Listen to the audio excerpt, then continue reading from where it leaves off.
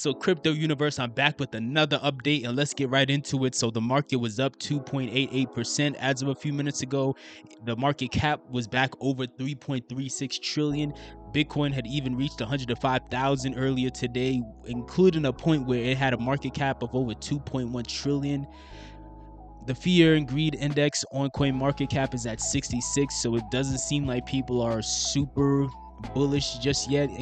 People are kind of getting nervous, and that's understandable. But let's get into some of the bigger stories from today. So this is from Cointelegraph, and it's a report saying that the UK is going to require crypto firms to report all user transactions starting January of 2026. Non-compliance may cost £300 per user. Now, why does something like this happen? In my opinion, it simply boils down to control. They're gonna hide under the concept of saying that they want to protect people. They want to protect people and be able to catch people who may be committing crimes. Because, of course, right now there's still the narrative that a lot of crypto activity is criminal activity. But in reality, this is simply about control. This is about them wanting to track as much money as users may possibly be getting in the hopes that they could tax them at any opportunity they get. And then also, part of the reason they want control is if they want, and I've been saying this for years, but people keep acting like it's crazy, but this is the reality of the situation.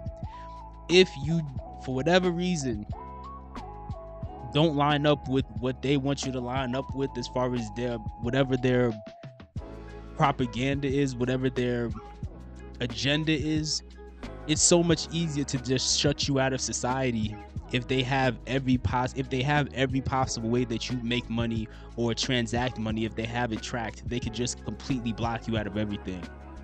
And while that sounds like a conspiracy theory, that is the future that we're heading towards. Many of these governments, it doesn't matter if it's America or the UK or whatever, many of these governments continuously try to act as if their number one goal is to protect the people in the country, but that's never the case, because if it was the case, people like Nancy Pelosi and her husband would have actually suffered consequences for insider trading all these years, but yet nothing's happened and nothing will happen. Either way, this new law or this new requirement that the UK is allegedly planning on implementing in January of 2026, I think it hurts the UK more than anything, because even though the UK is doing this, even though the US has also done little things like start lawsuits and create restrictions that make it harder for citizens to use crypto or get into crypto, there are going to be other countries that are not going to be so quick to do that same thing, and those countries will probably have an advantage. Those will be countries that many people involved in crypto will begin to gravitate towards. So I don't think decisions like this are actually as helpful as they want to make it seem like it is. But moving on to the next story here, this is from Algorand, the Algorand Foundation, and it's a report saying that USDC deposits and withdrawal via Algorand are now live on crypto.com. Another exchange now supports fast, low-cost USDC transfers on Algorand, unlocking access to over 100 million users. Now, this is major. I'm not sure if many of you have used Algorand or have tried to send USDC over Algorand's blockchain. I've done it many times. It is indeed very fast, very cheap, and this goes back into the point I've been making, which is as people become more and more familiar with crypto, it's inevitable that many of these people will start to realize there are better alternatives to there's better alternatives compared to Bitcoin and Ethereum. Even though those are the two most popular, those are the two biggest, that doesn't actually mean they're the best. And this right here is a perfect example of that. It's way more efficient, it's way cheaper and way more efficient overall to send USDC via Algorand compared to trying to send it through Ethereum. But I don't want to get on a soapbox here, so I'm moving on to the next story here. This is actually Flare. Flare, actually, the CEO, Hugo Philion, he actually sat down to do an interview to discuss Flare, DeFi, many interesting things. And there were several things that I took note of.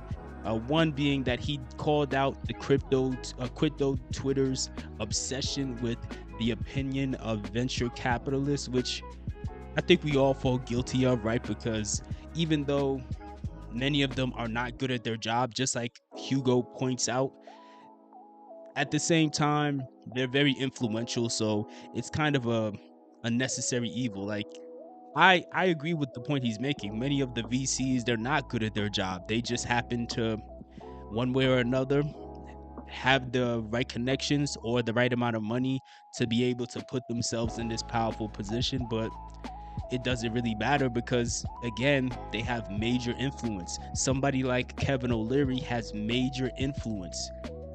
And when it comes to the crypto space still being in its infancy, which I think it is, that influence goes a long way.